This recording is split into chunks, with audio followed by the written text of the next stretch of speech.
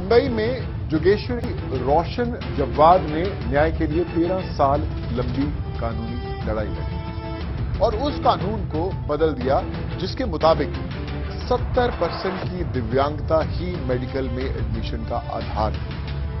रोशन जव्वाद एक ट्रेन दुर्घटना में 86% पर दिव्यांग हो गए। उनके दोनों पैर नहीं, लेकिन डॉक्टर बनने की जिद उन्होंने कभी नहीं छोड़ी और आखिरकार जीत रोशन की थी।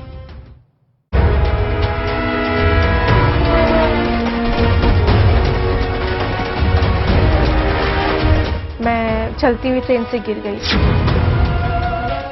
और उस ट्रेन हादसे में मैंने अपने दोनों पैर खो दिए।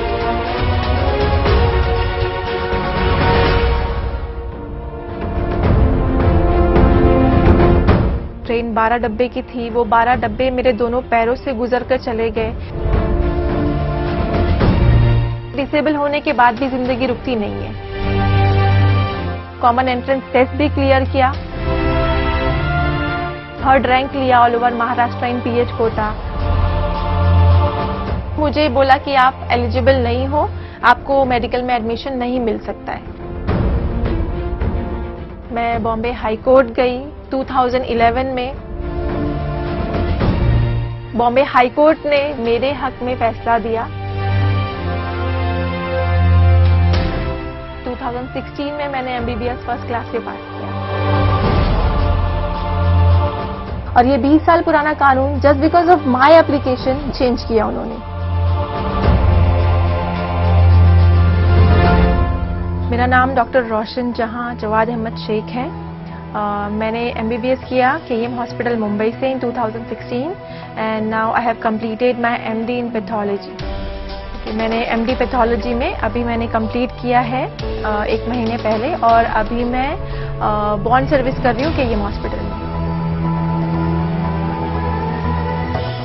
7 अक्टूबर 2008 कॉलेज से वापसी पर मैं चलती हुई ट्रेन से गिर गई और उस ट्रेन हादसे में मैंने अपने दोनों पैर खो दिए।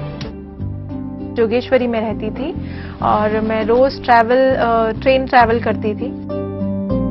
एक्चुअली सुबह का वक्त था और बहुत ओवरक्राउडेड ट्रेन थी और मैं अपनी सीट से, जब मेरा स्टेशन आने वाला था, मैं अपनी सीट से उठी कि मेरा स्टेशन आने वाला है, ऑलरेडी लोग वहां पर हैं।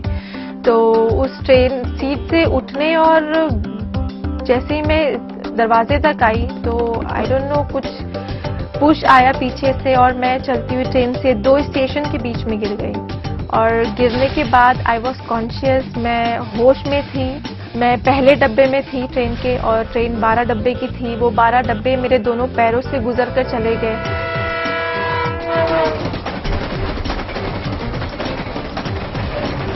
मेरा एक्सीडेंट 11th स्टैंडर्ड में हुआ था। मैंने वो ईयर स्किप नहीं किया। मैंने व्हीलचेयर पे एग्जाम दिया। देन 12th स्टैंडर्ड में मैंने डिस्टिंक्शन लिया व्हीलचेयर पर और फिर एमबीबीएस ख्वाब था डॉक्टर बनने का, तो कॉमन एंट्रेंस टेस्ट भी क्लियर किया और अल्लाह के करम से 3rd रैंक लिया all over Maharashtra in PH quota. मेरी फैमिली, मेरे टीचर्स, मैं बहुत खुश थे कि अब मैं अपना ख्वाब पूरा कर पाऊंगी। महाराष्ट्र में जो मेडिकल काउंसिल ऑफ इंडिया है, उनका एक लॉ है, मेडिकल लॉ। कोई भी फिजिकल कैंडिडेट होगा, अगर वो 40% से 70% डिसेबल है तो वही एलिजिबल है मेडिकल में एडमिशन के लिए।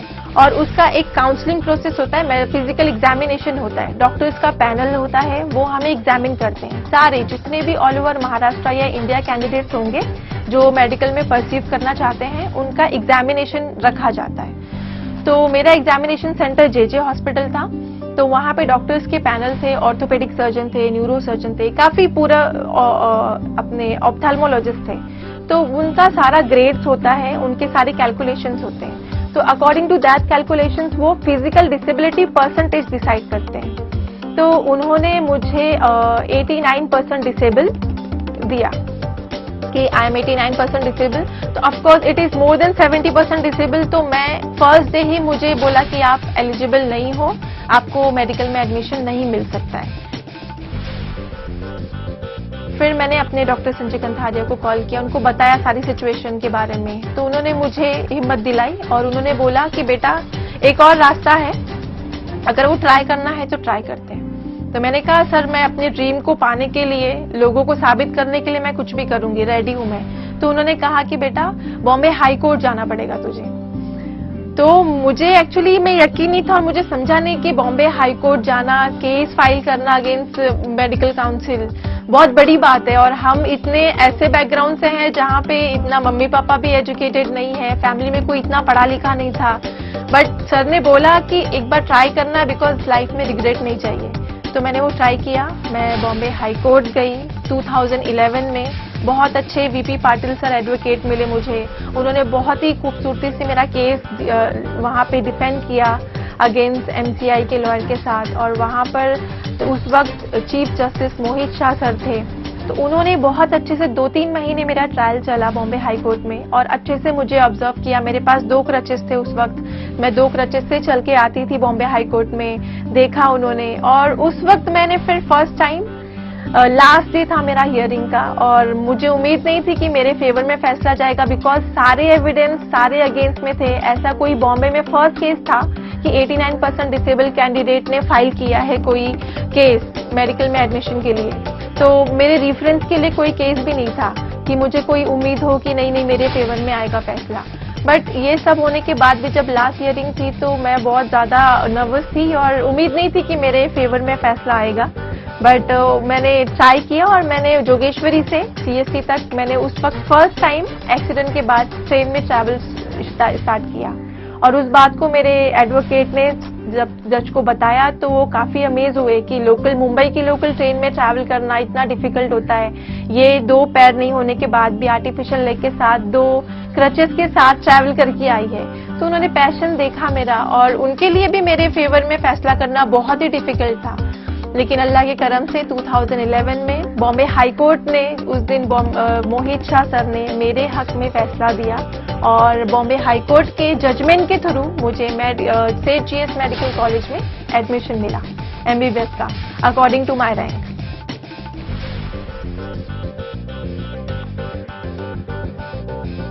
जब री एग्जामिनेशन बोला बॉम्बे हाई कोर्ट ने, तो डॉक्टर्स के पैनल ने मुझे बहुत ही प्रो एंड कॉन्स समझाए थे कि आप जैसे लोग मेडिकल में एडमिशन ले तो लेते हैं बट इसको कंटिन्यू नहीं कर पाते, 1 साल में छोड़ देते हैं, बिकॉज मेडिकल स्टडी बहुत हेक्टिक होती है।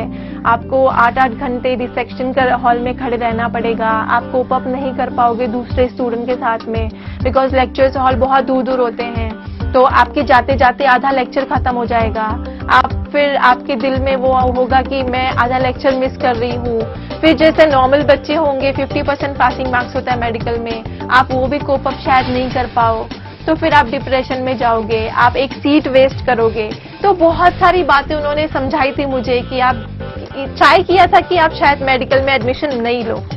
बट जब मेरे हक में फैसला आया तो मैंने डिसाइड कर लिया कि मुझे अब साबित करना है, और जो मोहित शाह सर ने इतने सारे लोगों के अगेंस्ट जाके मेरे फेवर में फैसला दिया, मुझे उनके फैसले का भी मान रख के मुझे उनको भी प्रूव करना है कि नहीं मैं कर सकती हूँ।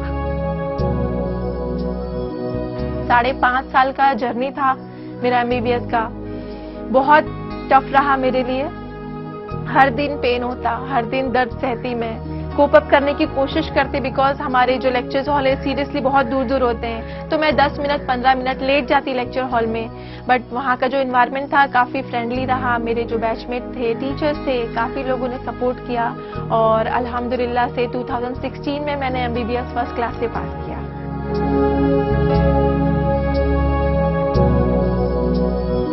16 साल की उम्र में दोनों पैर छिन गए एक लम्हे में, तो बहुत ज्यादा नेगेटिविटी थी माइंड में, बहुत ही मायूस हो गई थी जिंदगी से। लेकिन जो मेरे ऑर्थोपेडिक सर्जन थे डॉक्टर संजय कंथारिया, उनको जब पता चला कि मेरा बचपन से ख्वाब था डॉक्टर बनने का, तो उन्होंने मुझे मोटिवेट किया। मेरी फैमिली ने बहुत स्पेशल रोल अदा किया मुझे मोटिवेशन में, मुझे हौसला देने में।